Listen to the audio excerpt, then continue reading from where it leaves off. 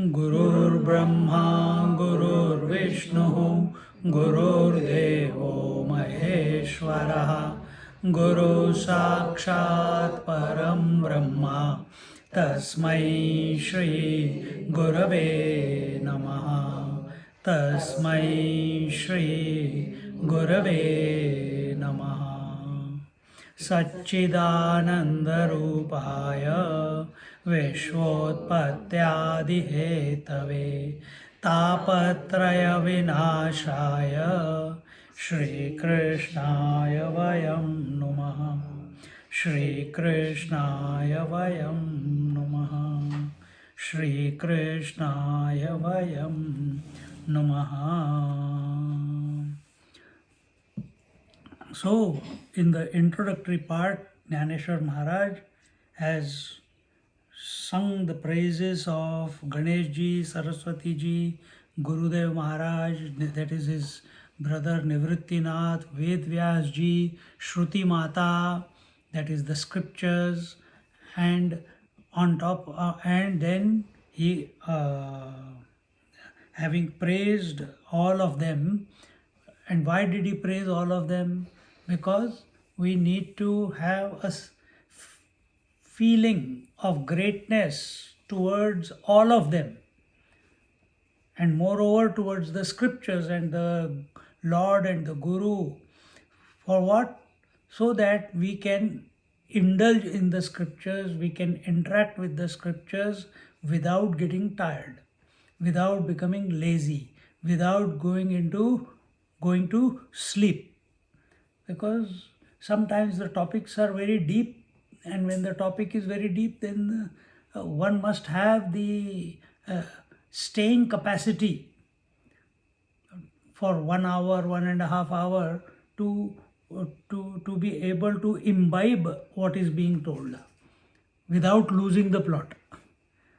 Otherwise, we see when the lecture begins, the yawning comes, and the sleep comes, and the jhatka meditation comes, or disinterestedness comes, or distraction, the eyes are going here and there because you can't stay with the topic, because you are only interacting with it objectively, not subjectively. That's where the problem is. And until and unless we don't see it subjectively, till then the maja nahi aayega.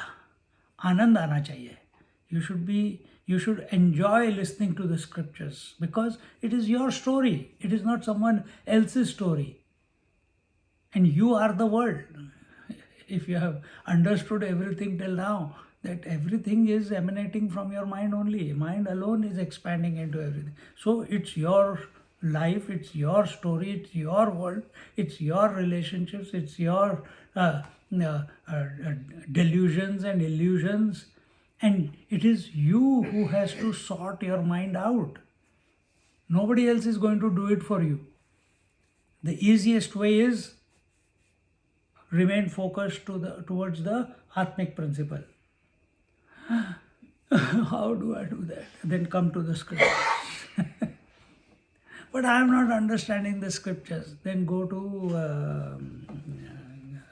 to purify your mind through japa, sadhana, omkar sadhana.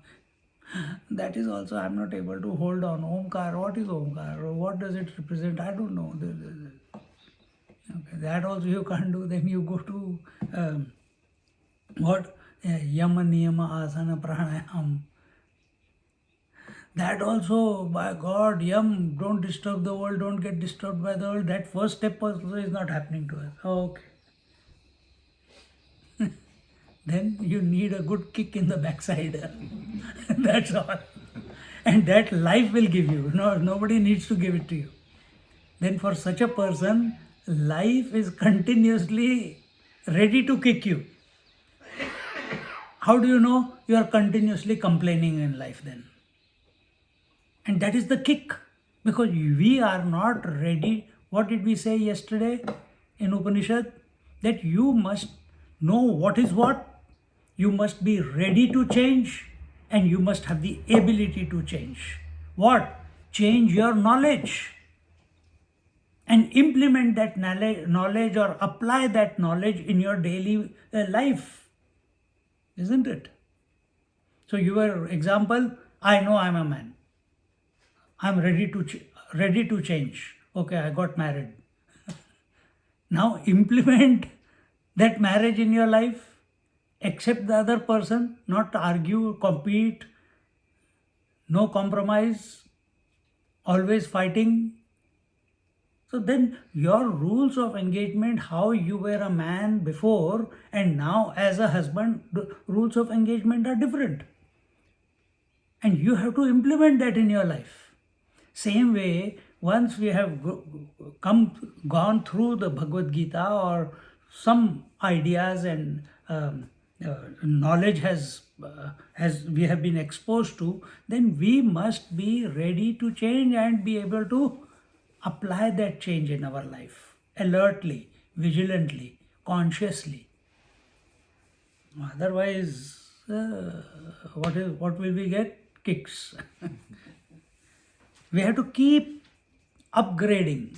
Our apps keep coming and we have to update the apps every day. Some or the other app is wanting updation. Same way, every class we are coming, we have to update ourselves, not live in the same old default pattern. And yes, we are coming to this satsang. Satsang is an opportunity to update. But if we have taken that satsang also to be just another default setting, Wednesday, chalo Upanishad mein jaake baith jate hain. Thursday, let's sit in the Bhagavad Gita class. Saturday, let's sit in the Adhyatma Ramayana. Sunday morning, okay, let's sit in the Amrit Anubhav. Has it become a routine? Is there a thirst to know what is going to happen next? What next verse of the Bhagavad Gita is, what shift it is going to bring in me? What understanding is going to take place? Keep it pregnant. Don't go and interact with it or study it yourself. Listen.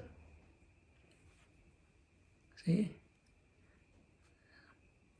So whenever we are pregnant with that possibility of change, of updation, then it is possible, no? Techniques of how to apply it will be told. And where do you apply it? You apply it in your daily life, in your speaking, in your speaking, talking, thinking, in your actions. You have to apply it there. And for that also, life is continuously giving you opportunity, because there is no moment in your life when you can live without interaction. Either you are interacting with the world or you are interacting with yourself. Correct? So, Dnyaneshwari Maharaj Dnyaneshwari Maharaj is telling, he was giving the examples of the sun and that one must grow in their stature, one must grow in their thinking, one must grow from individuality to totality, or one must grow from individuality to the infinite. Just like one cannot grasp the sky, that was example was taken. So then you have to be bigger than the sky. If someone asks you, hey, this is a line, this is a line, you have to make this line shorter without touching the line. What are you going to do? You know the answer. You will draw another line which is bigger than this one. Similarly, if you cannot do anything about the world, You cannot do anything about the past. You cannot do anything about the future. You cannot do anything about waking, dream, deep sleep. You cannot do anything about your mind on your daily basis. Then what can you do? You grow so that not only this mind, but all. That is what satsang is telling us, that not only this mind, all minds are in me. I am alone expressing through all the minds. I alone am expressing through all the senses. I alone am expressing through everything. And or the Lord is expressing, whichever way you put it. So we have to grow. And when we do karma, as a dharma, then there is no bondage. When we do actions as our duty, when we do our actions as I like to do this, I don't like to do that. This is not dharma. This is you're going according to raga dvesh. Raga dvesh meaning likes and dislikes. If our actions are determined by what we like and what we dislike, then it will precipitate in memory, in samskaras. You understand? Mental impressions. Samskaras are mental impressions. But when you do, because continuously life is throwing at you something, you have to do something about it. Right now I am sitting here. I have to talk. This is what is required. This moment requires that. You do it to the best of ability without expecting a result. So why you are doing it? Doing it because it is my duty to do it right now. Correct? So when you do karma as a dharma, there is no bondage. We're just watching Mahabharata, not now, last few days. Karna was doing his karma as an obligation. Whereas Arjun was doing his karma as a dharma. Or Pancha Pandavas, they were doing it. And therefore Karna was always in competition. He wanted to prove himself against Arjun. And there Arjun says something. You want to prove yourself that you are better than me.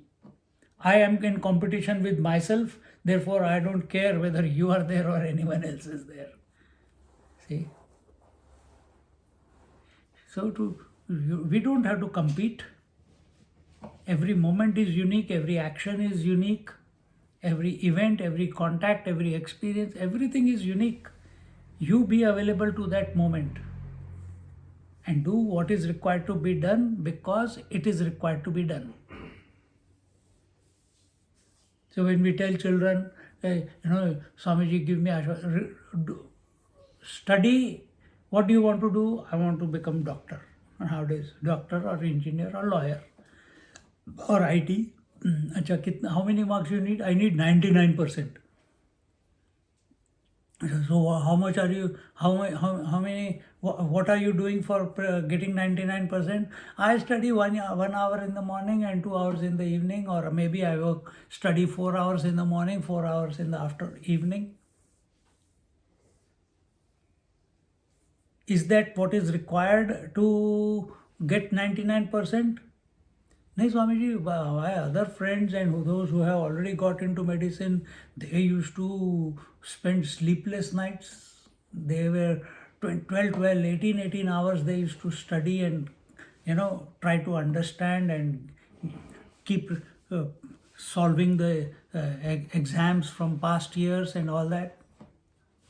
So, you like to get 99%, but you are not ready to put the effort in to get the 99%. How you are going to achieve that? And then you will complain life is not fair. But you did not put in the required effort.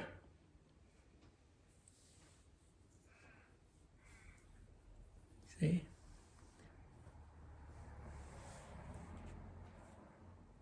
So whatever life is presenting, perform. And when we perform karma, as adharma. So karma as dharma, no bondage, no precipitation of memories, samskaras, vasanas. But when karma is performed as adharma, then there is bondage. And that bondage is not because of anything but a regret, an expectation, wanting a result, not happy with the result. You know you could have done a little bit more, but you didn't do it because you were lazy, because you were confused, you were distracted, whatever. So adharma here means, if we want to take it in all its scopes, but here just in one word, adharma is not doing your duty, not doing what is required to be done. That is adharma. And in this manner, another thought that was told was that we must avoid dussanga, we must be always in the company of people where such high thoughts are shared, discussed, talked about, or listened to. Dussanga will lead to dukkham. Dussanga will lead to weakness, and that weakness is towards our commitment towards the job at hand. And this is again, we see that in Karna's life. The first thing, he is continuously wanting to prove himself because he doesn't know who his mother is, who his father is. And you know Karna in Mahabharata, one of the, Pandavas. Okay, you must, before you come to the class, you read Mahabharata. पूरा मत पढ़ो, पर उसका shortened version पढ़ लो. So Karna is actually his elder brother of Pandavas, the 5 brothers, out of which one, Arjuna, is the one to whom Gita is being told by Krishna in the middle of the battlefield. But this Karna was born before marriage, and therefore the young girl, Kunti, his mother, she abandoned him. She put him in a basket and put it in the river because she was a princess. How she is going to face the people, society? And that kid was then taken care of by a charioteer. And he is divine. He's got such unique abilities. He's a great warrior. But charioteers are not supposed to be warriors. But he's showing this extraordinary ability. And continuously the question is, who am I, who am I, who am I, who am I? And always fighting, an angry young man, not knowing his true identity, therefore always out of place everywhere. Because एक भूत चढ़ा हुआ है, there is a ghost sitting in his head. That what is my true identity? And therefore, in that he tells some lies, gets great powers, and eventually when all the 5 Pandavas, they are finished their studies and they come to an arena to show off what they have learnt. At that time Arjuna defeats everyone, and now he is about to be declared the best by the teacher. At that time Karna comes, and Karna says again, he comes not to show but wants to prove that he is better than Arjuna. And when he is told that you are a charioteer son, you cannot take part in this competition, this is only for princes. So Duryodhan, bad company. He's the baddie of the story. So he gives him a kingdom and says, you are the king, and now you give a reply to Arjuna. And from that time onwards, he is indebted to Duryodhan, the bad guy. And that brings about the weakness in his performance. Nowhere in his entire life he was ever able to prove his greatness in the battlefield or with the bow and arrow. Nowhere. Against Arjuna.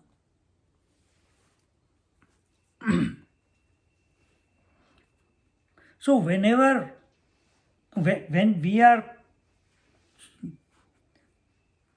it's like someone told me the other day, they said, Swamiji, this person, this person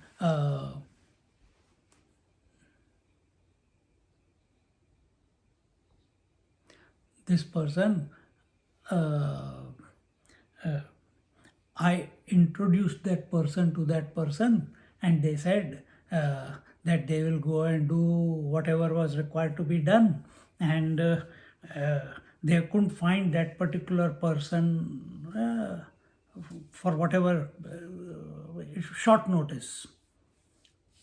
So,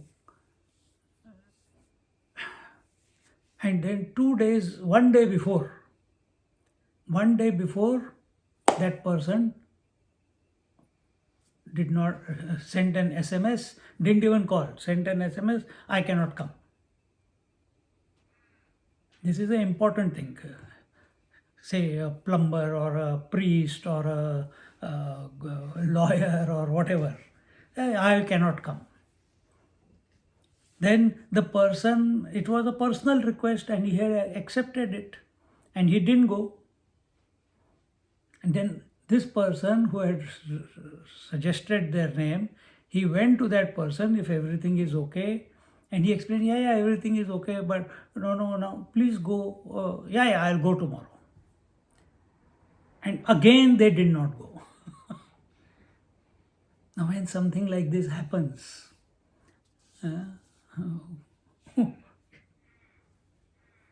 how will you take it?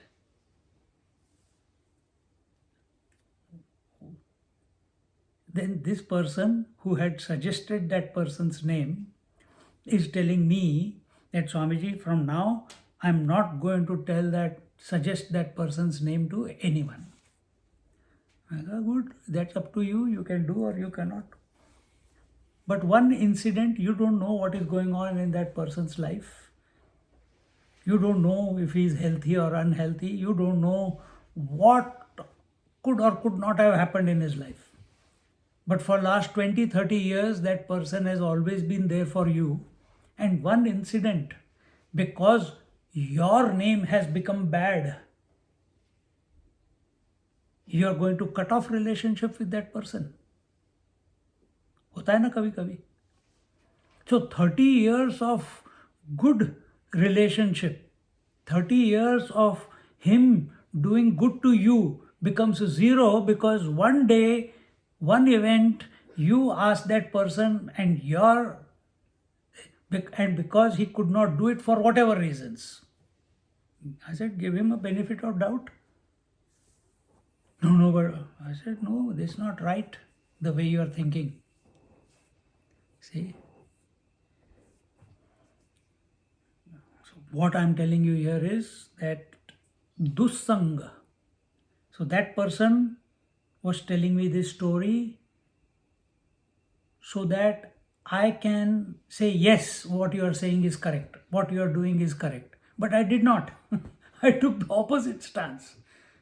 It's not necessary I take opposite, but I took a stance where I put his mind at peace and yet not allow ill will to be generated between the two. You understand? So what does dussanga mean? Dussanga means where we purposely create doubt in someone's mind. That could be towards the world, it could be towards God, it could be towards your performance in life, it could be towards your relationships. You become suspicious. You become a doubting Tom. Everything, should I? Clarity nahi hai. Bad company saps you of all your energy. So make yourself in such a manner that you only bring out the positive out of the other person. If you can't take out the positive, at least speak positive, taking the neutral position. But don't talk bad behind the back. That person is not there. Why should I spoil that person's name for nothing? Isn't it? I know only your story. I don't even know his story. Isn't it? So in this manner,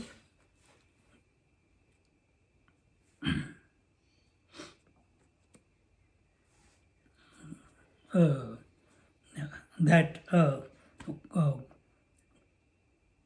one must not, the dussanga creates doubt about many people we see. अच्छा तू इस गुरु के पास जा रहा है, you are following this path, you are studying this scripture. Oh, stop. If it is not giving you answers, if it is not satisfying you, it is not, change. Follow what I am following.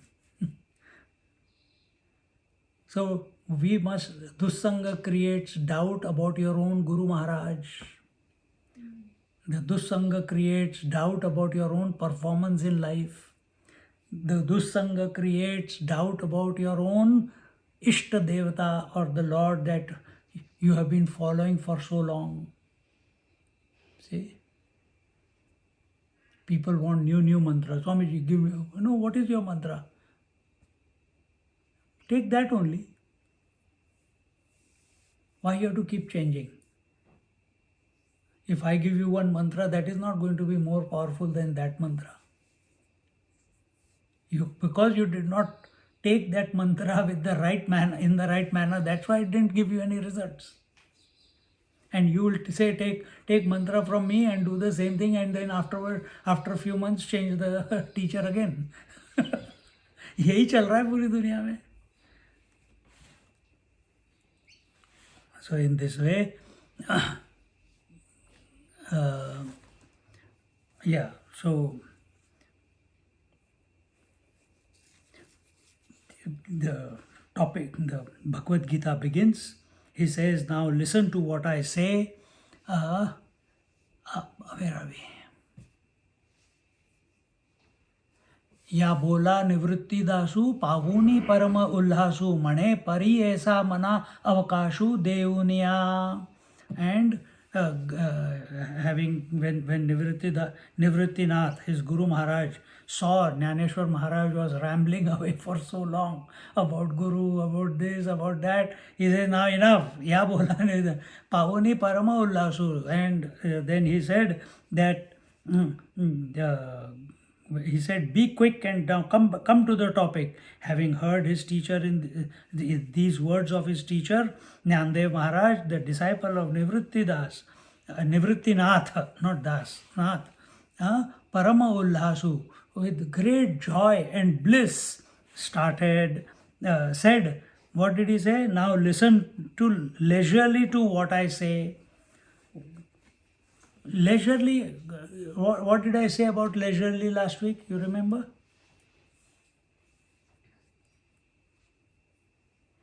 When you are doing anything joyfully, you are not in a hurry. When you eat, enjoy a chocolate, you are not in a hurry to finish it. You are turning it around, tasting it this side, tasting it, turning it under your tongue, above your tongue, inside here, inside there. You try it from everywhere, and you want to delay its melting away as much as you can, isn't it? Because you are enjoying. ऐसे नहीं है.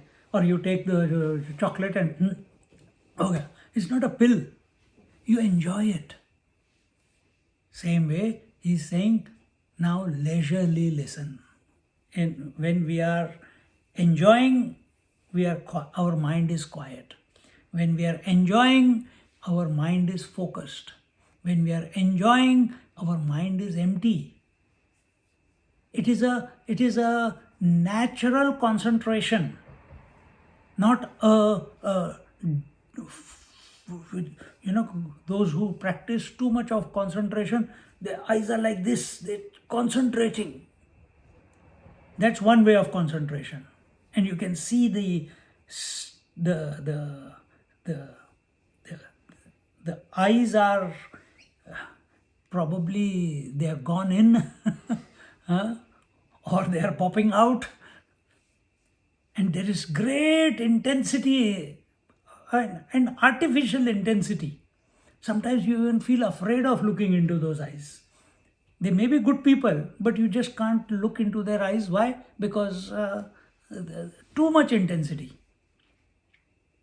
And yet there are other great masters, sadhakas, who are taking the name of the Lord, who are doing their pujas, who are doing their satsangs, who are sitting in meditation, and no forcing anything, no over concentration. They are enjoying the whole journey. Their eyes are placid, they are cool, but they are firm, but they are cool. And that is the right frame of disposition that is required when you interact with the scriptures. We must be relaxed. Purposely hold your back straight and sit in one position without changing any position, and not unlocking the fingers and not moving the head. If it is happening naturally, it is okay, but forcefully, not good. Then what to do? Sit comfortably. Important is not how you sit. Important is what is your frame of mind. Because then, little bit of like this, your attention will go to the body. By the time you go to the body and try to fix it, by that time the satsang has moved on. So now the first verse.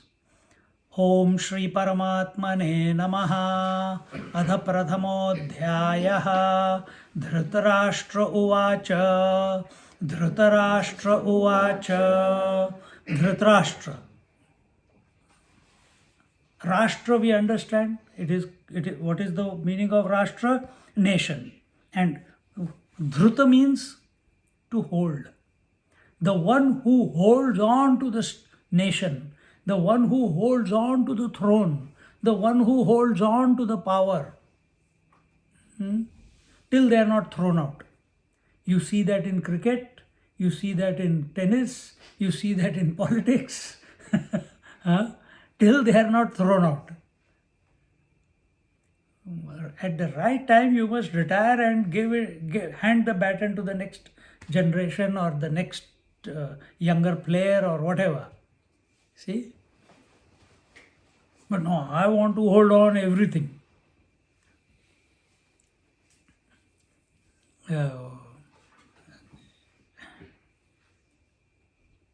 Bob Chain Tea Mart, the Bob Chain Tea Mart.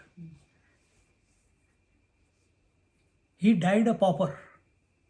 He created such a huge empire, and then on one nice day, 2 decades ago, he said, "Son, you take over now." He handed it over to him. But accounts are with him. And eventually, the son put a case, got the control of the company, and did not give $1 to his father. He died in a small apartment after building such a huge empire. This is what happens when we hold on. We see this dhritarashtra, because he wants to hold on to power. He doesn't want to hand it over to the next generation. It resulted in the death of all that was dear to him. Dhritarashtra uvacha Dharmakshetre Kurukshetre Dharmakshetre Kurukshetre Samavetayuyutsavaha Samavetayuyutsavaha Mamakah Pandavaschaiva Mamakah Pandavaschaiva Kimakurvata Sanjaya Kimakurvata Sanjaya. Together. Dharmakshetre Kurukshetre Samavetayuyutsavaha Mamaka Pandava Shaiva Kimakurvata Sanjaya. Dnyaneshwari Maharaj says, Tari putra snehe mohitu dhritarashtra ase pusatu mane sanjaya sange matu kurukshetrici जे धर्मालय म्हणिजे तेथ पांडव आणि माझे गेले असती व्याजे झुंजाचेनी तरी तीही ये तुला अवसरी काय की जतक असे येर येरी ते झड करी कथन करी मज प्रती. He says, this is, then the next verse comes. So here he is saying, Dhritarashtra, blinded by his affection towards his sons, asked Sanjay, tell me the news of Kurukshetra. I'll explain again afterwards. Tell me the news of the Kurukshetra. See, what has happened here is that which many places they don't tell you this. And that is, we know Dhritarashtra was blind and he could not see, and before the war started, which was an 18-day war, 18 were chapters of Bhagawad Gita, 18 days war, Maharishi Vedvyas, who is the great sage, son of Parashar Rishi, and actually he is the Maharishi Vedvyas is the father of Dhritarashtra.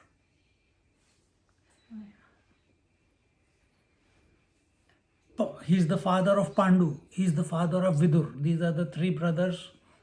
Pandu was the king. Dhritarashtra was the blind elder brother, and the Vidur, he was the child, their brother, but born to a maid.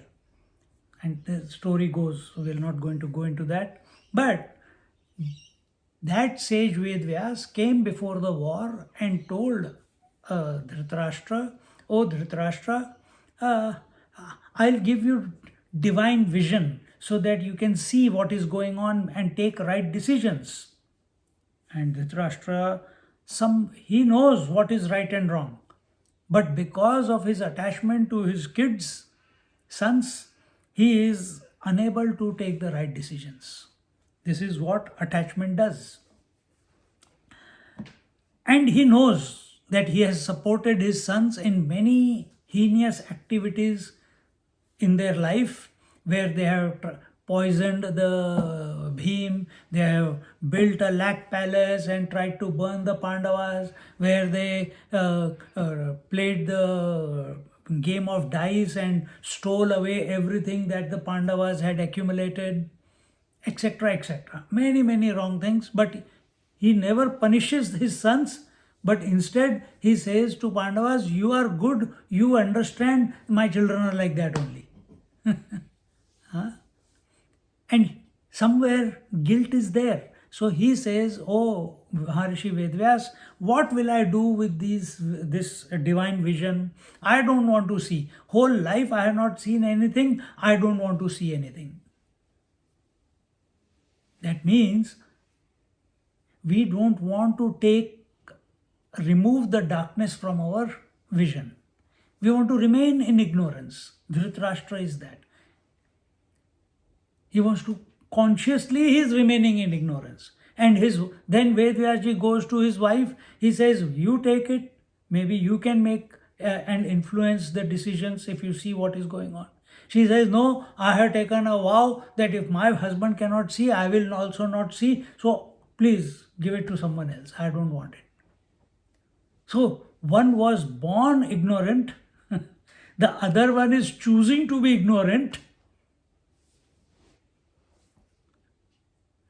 And then that Dhritarashtra, you give it to Sanjay. He is my Sarathi, he is my charioteer. You give it to him. And then Maharishi Vedvyas gives it to Sanjay. And Sanjay, he's got the power now. He can see. The what you call before, what is before the story? Prelude. The prelude to the Bhagavad Gita is that Dhritarashtra was absolutely 110% sure that the war will be won by his side and his sons. Why? Because the chief of the army staff was Bhishmacharya, and Bhishmacharya has the will or has the boon that he can give up his life when he wants. So that means for a common man, he is invincible. And he has got such divine powers and arrows and missiles and energy that nobody can match it. He is probably 120, 140 years old there. Because Krishna himself is 87, 86 years old. Arjuna is a little bit younger. At that age is their youth, and they are fighting 18-day war. Maharathi. Maharathi means one person, one warrior who is able to handle a certain number of adhirathis, a certain number of rathis, so many horsemen, and 10,000 foot soldiers single-handedly. That was the capacity. That was the dexterity, ability that trained themselves. So anyway, Bhishmacharya, by himself, he could finish all the armies. He doesn't need to lose even one single soldier. So Bhishmacharya, Dhritarashtra is thinking that Bhishmacharya is on our side and our army is 11 million strong and Pandava's army is only 7 million strong. So we are strong. And Krishna's army is also on our side. Each person in Krishna's army was equal to one Maharathi.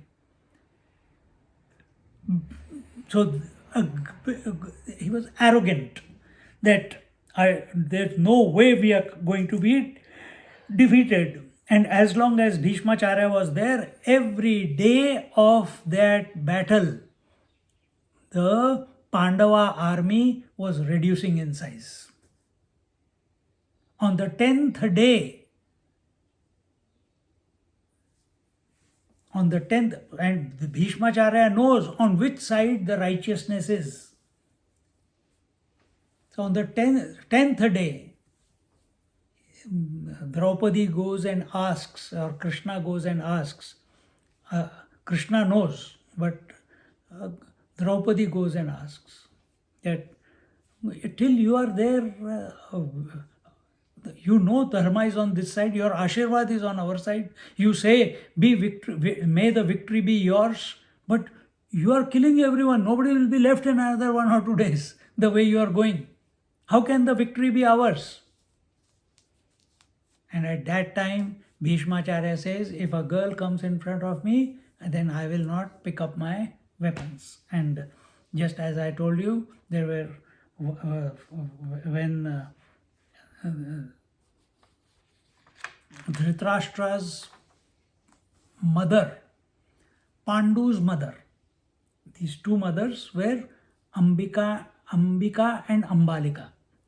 And they had an elder sister called Amba. And he had kidnapped them from the Swayamvar, where they were going to choose their husbands, because nobody can defeat Bhishmacharya. So he challenged everyone.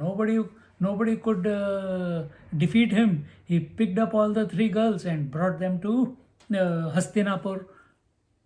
So he had, I'm not going to go into all details, his younger brothers were there, born from Satyavati, Chitrangad and Vichitravir. So the Ambalika and Ambika, they are married to these two. And the elder one, Amba, she says, I had already given my heart to someone, one king, and you defeated him in the Swamvar. And he says, I'm sorry, with all honor, I'll send you back. He sends her back. But he says, I don't take what is used already once. Even though she had not, but someone had, that time the code of conduct was, if someone has won someone, it is theirs. So now she says, now I am back, you get married to me. He says, I cannot, I am a brahmachari all my life, I have taken a vow not to get married. So then she takes a vow that I will be the cause of Bhishmacharya's, the grandsire's death. And then this person takes the form of Shikhandi and comes along with Arjuna on the chariot. And the moment he comes with the chariot, on the chariot, Bhishmacharya sees, he drops his bow and arrow and his weapons, and Arjuna shoots the arrows, and that is the death. Not death, that is the fall of Bhishmacharya, who has the power to die when he wants. He could have easily pulled out all the arrows and still continued fighting. But he doesn't. He chooses to lie down. When this news reaches Dhritarashtra, the blind king, therefore, he says, Dhritarashtra uvacha, Dhritarashtra asks, Dharma kshetre kurukshetre, that on the battlefield, on that righteous battlefield called Kurukshetra, which is also the field of righteousness, where the righteous war is being fought. Samaveta yuyutsavaha. Tell me the news of, tell me what is going on there. Mamaka Pandavas Chaiva Kimakurvata Sanjaya. Kimakurvata Sanjaya. Oh Sanjaya, what is going on there? And he doesn't say that what is going on there for Pandavas. He says, Mamaka, what is going on with my family, with my children, with my Bhishmacharya, with my... so it's a hidden question. He's saying Mamaka. Mamaka means mine. Mine means includes Dronacharya, Bhishmacharya, Duryodhan and all other brothers and Karna and everyone. But here, question is, he knows nobody has died. Only Bhishmacharya has died. And therefore, he's asking what is happening on the field, but actually he's asking, how come Bhishmacharya, who has the freedom to die when he wants, how come he is lying on the ground? How has he fallen? Kimakurvata Sanjaya, what has happened there on the battlefield that Bhishmacharya had to fall? So what Sanjay is narrating to Arjun, or to Dhritarashtra, is not the first day at the a live transmission. He is telling him on the 10th day when Bhishmacharya fell.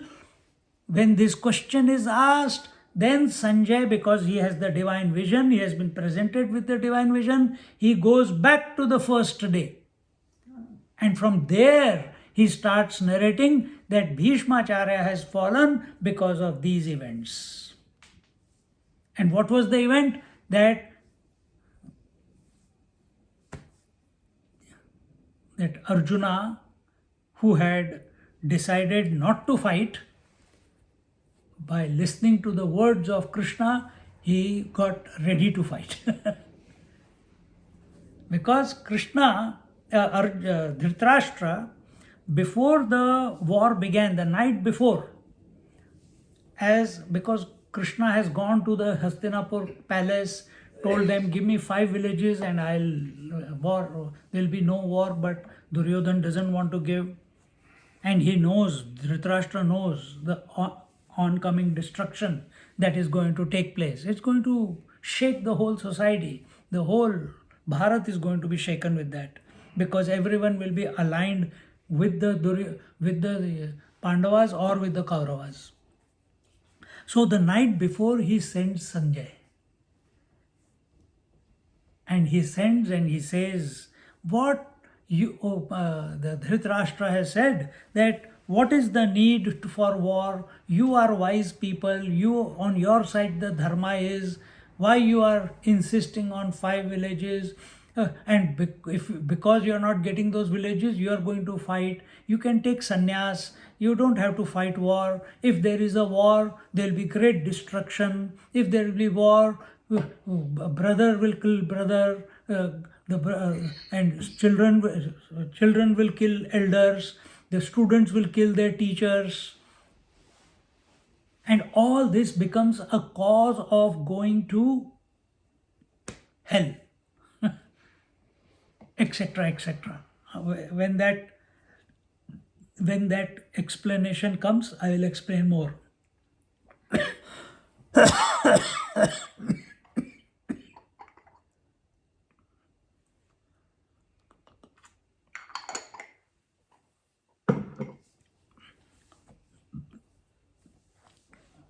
So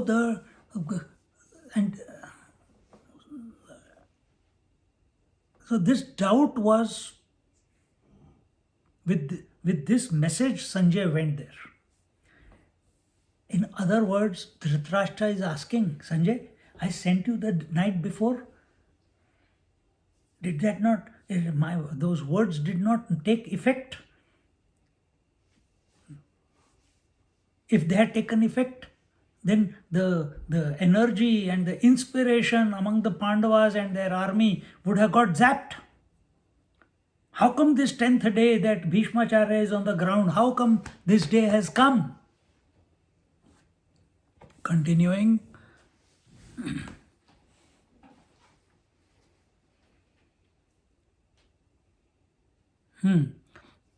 To that holy land, Pandu's sons and mine have gone in order to wage a war. What they have been doing all this while, tell me all very quickly. See? ते झड़करी कथन करी. झड़करी मतलब जल्दी जल्दी, quickly tell me. Kathana, tell. Sanjaya uvacha दृष्ट्वा तु पाण्डवानीकं व्यूढं दुर्योधनस्तदा आचार्यमुपसंगम्य राजा वचनमब्रवीत्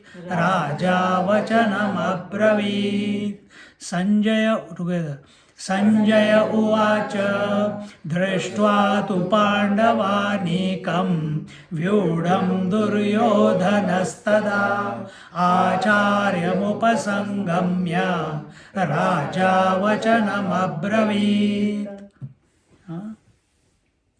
Sanjay speaks or replies to the question of, because that was a question. Dharma kshetre kurukshetre kima kurvata? What is going on? Sanjay, tell quickly. But that tell quickly or what is going on implies all the seeds that the blind king had planted through Sanjaya in the opposite camp. Have those seeds not fructified yet? Have they not created confusion and doubt? Have they not sapped their energy? And how come Bhishmacharya is fallen to the ground? All that is put together. Kima kurvata Sanjaya? What is happening to my and Mamaka Pandavaschaiva? What is happening? What are my kids, mine, my children and Pandavas. So actually, he was supposed to take care. He was the foster father because their father, Pandava's father, had died. But he doesn't consider them as his own, always in competition. So here he says, second verse. Seeing the army of the Pandavas arrayed in battle, King Duryodhana approached his teacher Drona and said these words. This is the first reason. What is that? Let's see what he says. तिये वेळी तो संजय बोले म्हणे पांडव सैन्य उचलले जैसे महाप्रळयी पसरले कृतात मुख तैसे ते घनदाट उठावले एक वाट जैसे उसळले कालकूट धरी कणव नातरी वडवानलू साधुकला प्रलयवा ते पोखला सागर शोषूनि उधवला अंबरासी. He says that at that time Sanjay said the Pandava army had gone berserk as if the death god had opened his jaws at the time of dissolution. Now that compact army of the Pandavas is surging forward like a spurting poison. Who can control it? Now this is going further.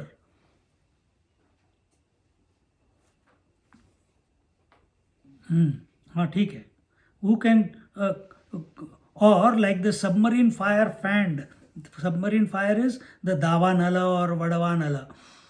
Fire flamed by the squall of dissolution. So, as I said before, that the first 10 days, due to the strength, guidance under the organization of Bhishmacharya, the Pandava army was helter and skelter. They just couldn't handle the energy and the enthusiasm of the Kaurava army. And moreover, Kaurava army was bigger.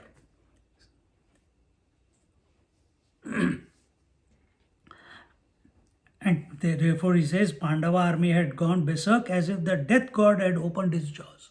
Who is that death god here? Bhishmacharya. And everywhere, we will see now as we move ahead, that's why he is saying that Drishtva tu Pandavanikam Vyudham Duryodhanastada Acharyam Upasangamya.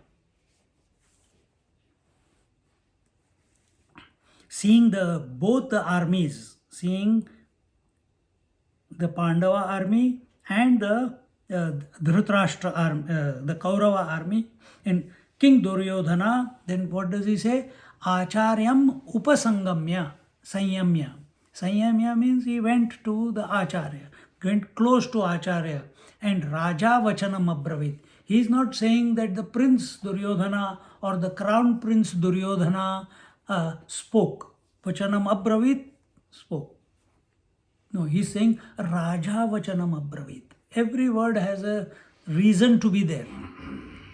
He is calling Duryodhana the king because he is behaving as one. He is not behaving as a crown prince or the prince who should be taking diktat from the commander-in-chief, who is Bhishmacharya. Instead, the situation is different. That's what will come in the next verse.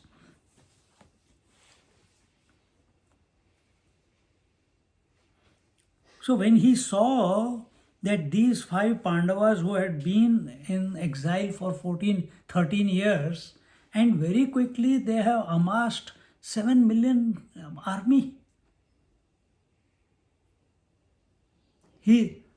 Duryodhana has one problem.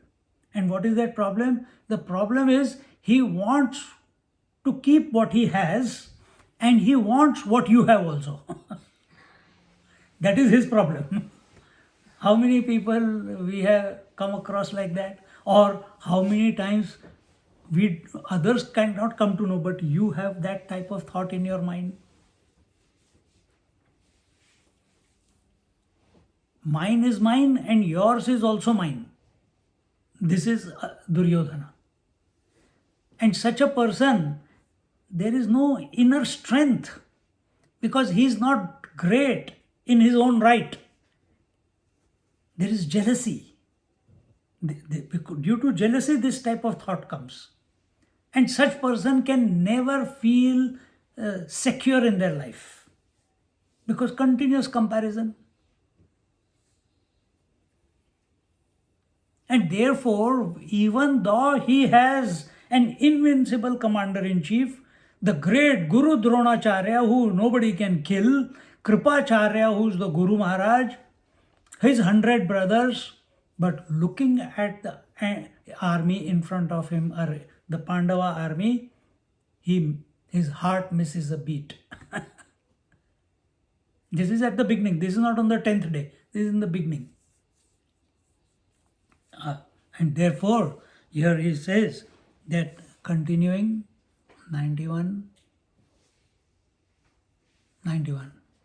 तैसे दळ दुर्धर नाना व्यूही परिकर अवगमले भयासुर तिये काळी ते देखिले या दुर्योधने अवहेरिले कवणे माने जैसे न गणिजे पंचानने गंजवटाते. He says, drying up the seas and reaching up to the sky, so the irresistible Pandava army, organized into different arrays, looked dreadful. Duryodhana held the Pandava army in contempt. So, when you are on the battlefield, it's the enemy I have to kill. That's it. A wrong emotion.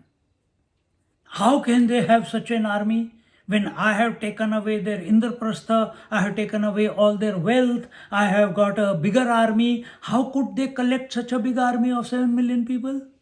Or maybe 70 million, we don't know how many.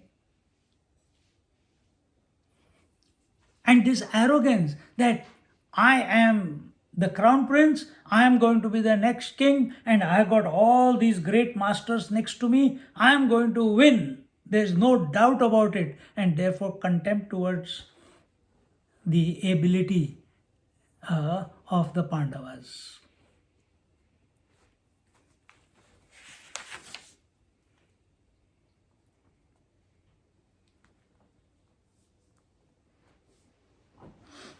So he says here,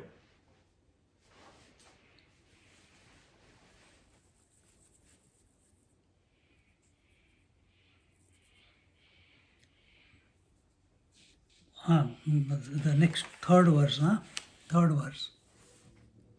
So he is telling to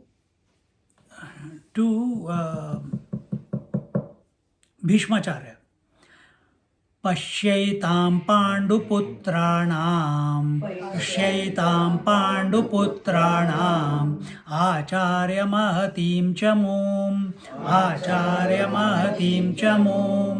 व्यूढां द्रुपदपुत्रेण तव शिष्येण धीमता together. पश्यैतां पाण्डुपुत्राणाम् आचार्यमहतीं च मूं व्यूढां द्रुपदपुत्रेण तव शिष्येण धीमता. Pashyaitam, look. You don't speak like that to elders. Look, see. Pashyaitam.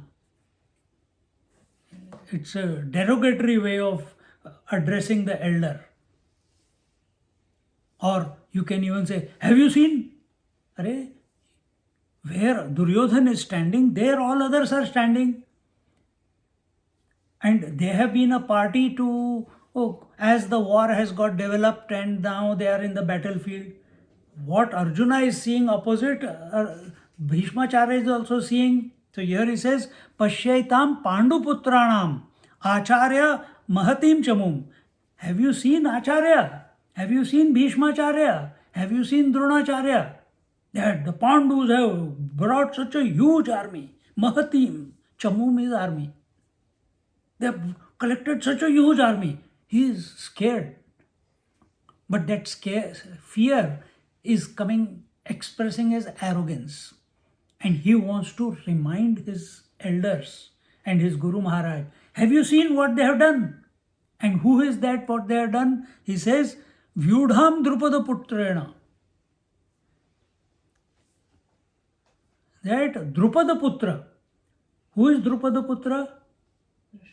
Drishtadumna. Why he had to take his name? Because, but see, this is what the stupidity happens. In excitement, in fear, this is what happens. He is taking the names which are detrimental to the inspiration of his army. So he is telling Drupada, Guru Dronacharya, Vyudham, this whole army array has been created by Drupada Putra, Drishtadumna, whose birth is only to kill you. In other words, because Drupada Putra is Drishtadumna, Drishtadumna's only purpose to be born out of fire after Drupad invoked him, two kids were born. First was Draupadi and the second was Drishtadumna. And the purpose of Drishtadumna is to kill Dronacharya. And he was taught by Dronacharya. He says, see, that your Shishya, Tava Shishyena Dhimata, your student, you taught all the tricks of the trade, and he has created such a huge array of army and is standing to fight in front of you. He said, who can be more stupid than such a person? The first words you have to speak, and you are speaking such words. You should speak words which inspire your army, not deflate the persons who are ready to fight on your behalf. Continuing from 73rd onwards. Magadrona pasi ala taya te mane ha dekhila kaisa dalbharu uchalala Pandavacha गिरिदुर्ग जैसे चालते तैसे विविध व्यूह संभवते हे रचिले आथी बुद्धिमंते द्रुपद कुमारे. Continuing. Zika के जाका जोका तुम्ही शिक्षा पिळा विद्या देऊनी कुरुठा केला तेण हा पाखरिला देख देख. करेक्ट ना? देख देख देख देख. In the till the 15th verse, 95th. Drying up the seas and reaching up to the sky, so the irresistible Pandava army, organized into different arrays, looked dreadful. Duryodhana held the Pandava army in contempt, in the same way as the lion thinks nothing much of a herd of elephants. He then approached Dronacharya and said to him, so this is all coming out of overconfidence, over arrogance, and he comes to Dronacharya. He should have spoken to Bhishmacharya. Dronacharya is under Bhishmacharya, the commander-in-chief. So instead of speaking, your word should be to Bhishmacharya. How come you are speaking to Dronacharya out of line? But he is the arrogant. What to do? That arrogance is due to, we are talking about the first reason, is due to the rajas.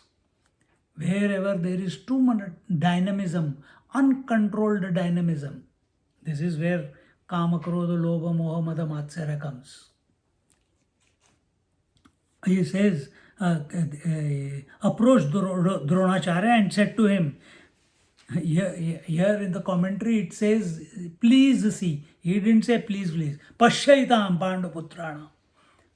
Look what you have created. Your own student, look.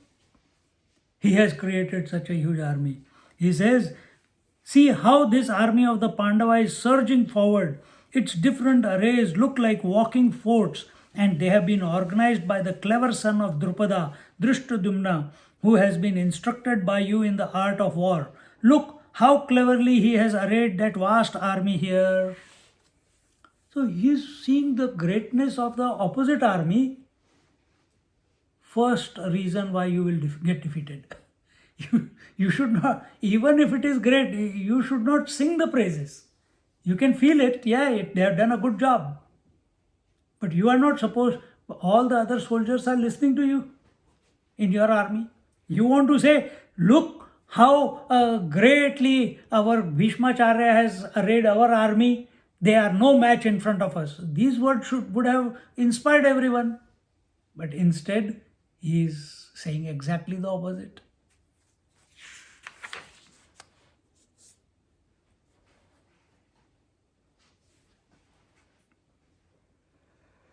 So, as a result of these words, he is deflating his teacher, not inspiring his teacher.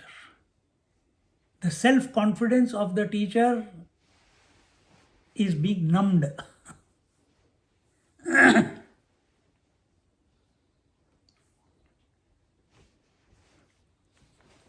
When we are in our life, when we are moving through our life, if we keep looking at obstacles, oh my God, what a huge difficulty has come into my life.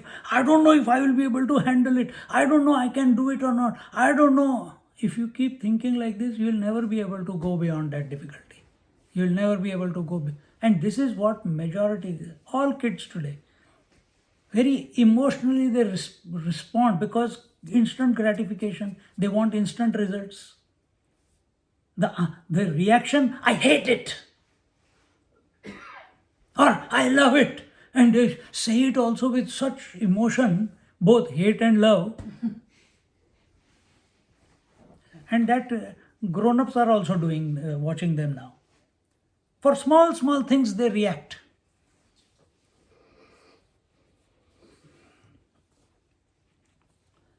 That must not happen. That must not happen.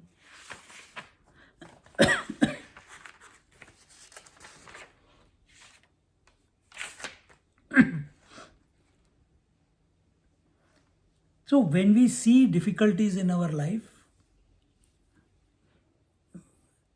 either we have got two choices.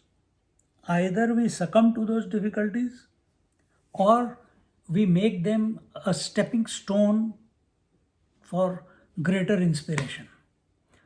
How do you do that? By not making, what is that statement? Molehill and anthill. What is that statement? And don't make a everyone's confused now. Ant out of a molehill. Right. So don't make a small thing into a big thing in your mind because of your bhav, because of your emotions. Because then you only have to deal with your mind. If you are already made, something has pricked you, oh my God, I don't know what is happening. Because you can't handle the blood, as if nobody gets pricked. But you make such a big deal that someone comes, oh no. Many people are afraid of injection, no?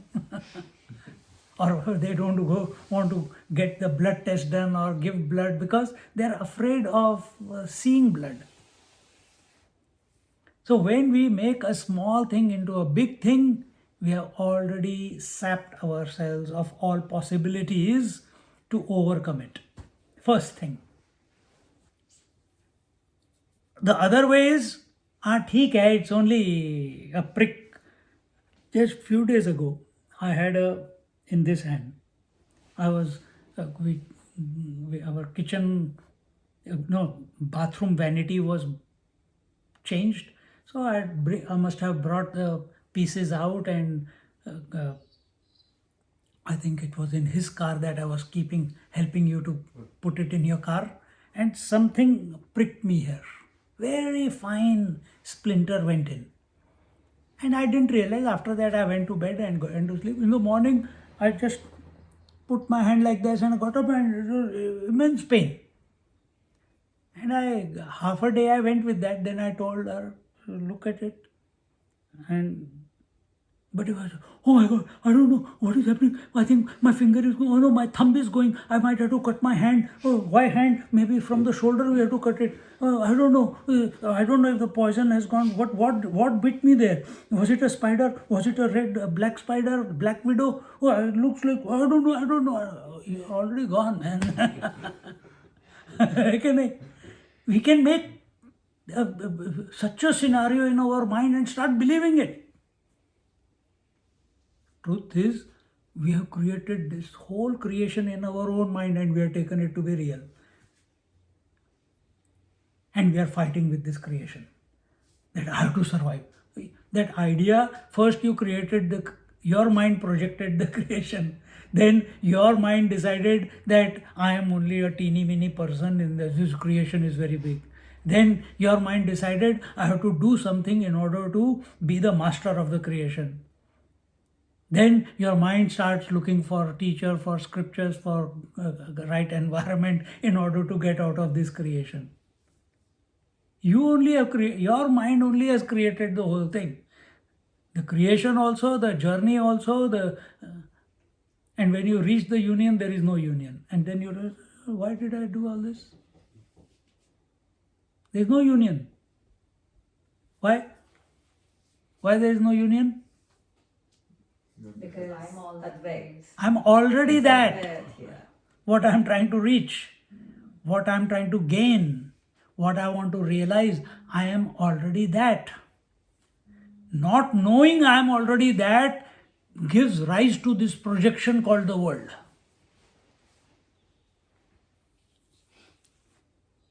So if I looked at it, yes, thoda little bit touch and it's hurting. Now, what is to be done? Something has to be done. So take a pin. I can't do it myself because I can't see. Eyesight is not good. Told her. She says, I never done that. I said, don't try. You will make it worse. Then I gave it to my mom. And she knows. Kept scraping on the surface of the skin. And slowly with this movement, whatever was immersed inside, it showed a little bit up. Then I could feel it because as she's scraping it, I can feel it is going click, click, click, click. Okay. Then she said, I can't take it out. You need pincers to take. I don't have pincers. It came out. Then it came out. And the moment it came out, all the pain went away. But if I had made it bigger than it actually was, then I would have suffered more, no? That's exactly what Duryodhana is doing. He's looking at the Pandava army and they are only 7 million, they are 11 million. But for him, they are bigger, they are better organized, they have got more warriors. We'll see all that. That people from our side, Bhishmacharya, his blessings are towards the Pandava army. He's given the victory blessings to the Pandava army. Dronacharya, he has trained the commander-in-chief of the Pandava army. And all that is disturbing him. And as a result, he is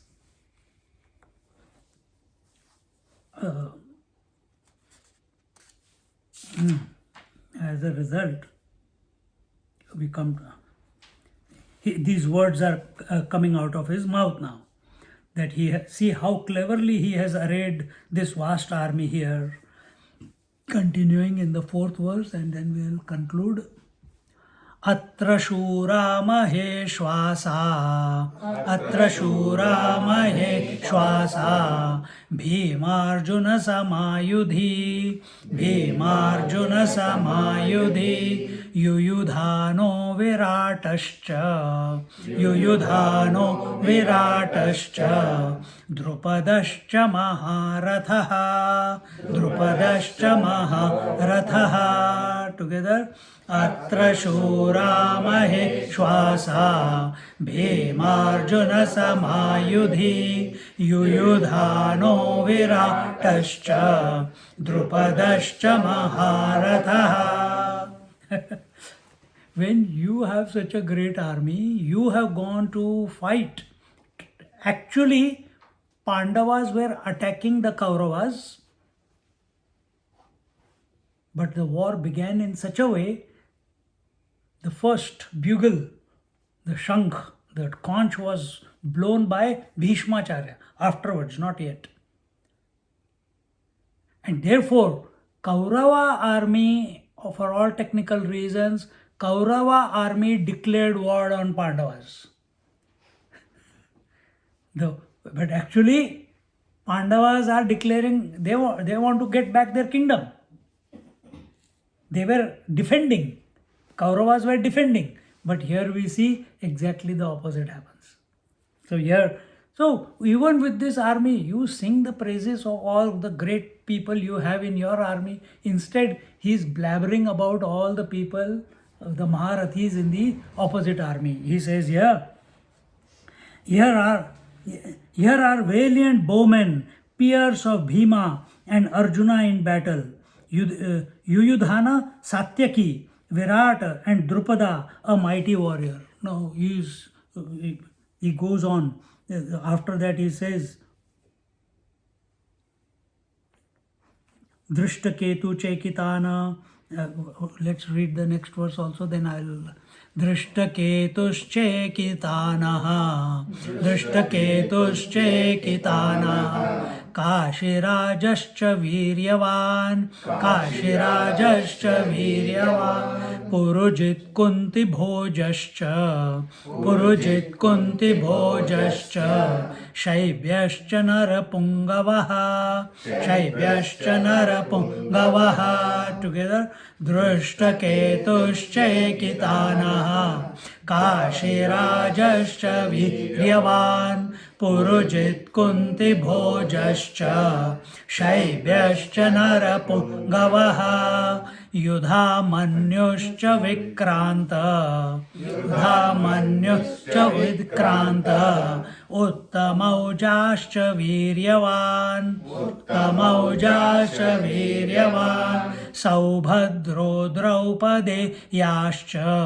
Saubhadro Draupadeyascha, Sarva eva Maharathaha, Sarva eva Maharathaha, Yudhamanyuscha Vikranta, Uttamaujascha Viryavan, Saubhadro Draupadeyascha, Sarva eva Maharathaha. He says, Drishtaketu, Chekitana and the heroic king of Kashi, Kunti Bhojascha,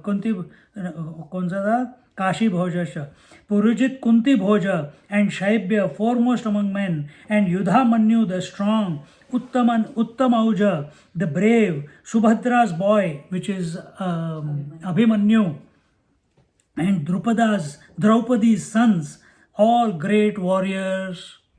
And in this way, we'll read Dnyaneshwari Maharaj's commentary, not much, but see, 1, 2, 3, 4.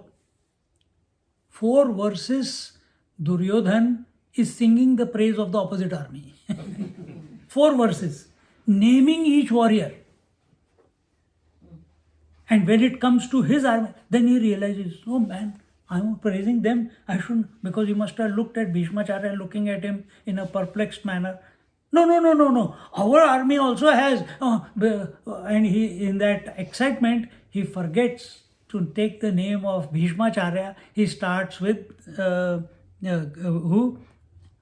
Your good self, Bhishma, Karna, Kripa, and are victorious in battle. Ashwathama, Vikarna, and Bhurishrava, son of Somadatta.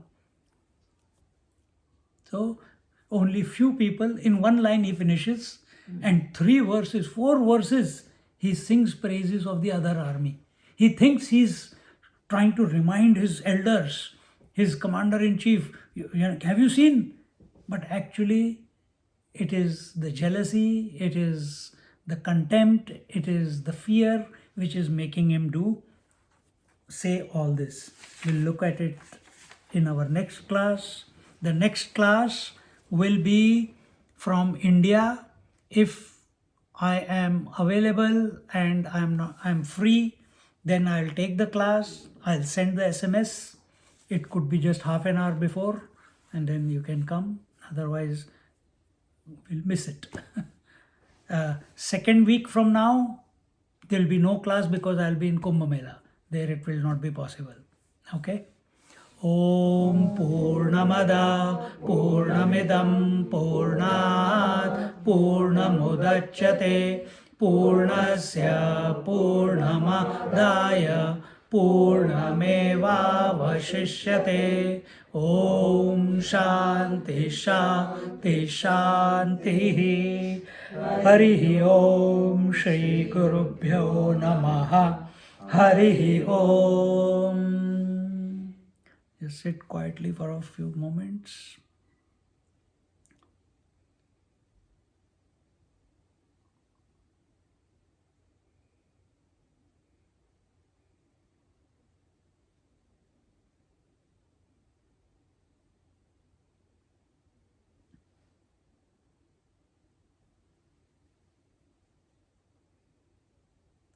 This Dharma Kshetre, Kurukshetre is our mind. The field, Kshetra means field, the land where the war is taking place between the righteous and the unrighteous. This war is continuously going on in our mind. All these characters are the different thoughts, different propensities, different emotions, different abilities. Do we use them for righteous purposes, or we use it for unrighteous purposes? That choice we always have. Here, through these characters, Duryodhana says, I know what is dharma and what is adharma, but something is taking me always to adharma. See, don't be like Duryodhana. Make the correct choice. You have the free will, you have the knowledge, that's why you are here. So, and sometimes we do slip, no doubt, but we always get up and become better and better. Hari Om.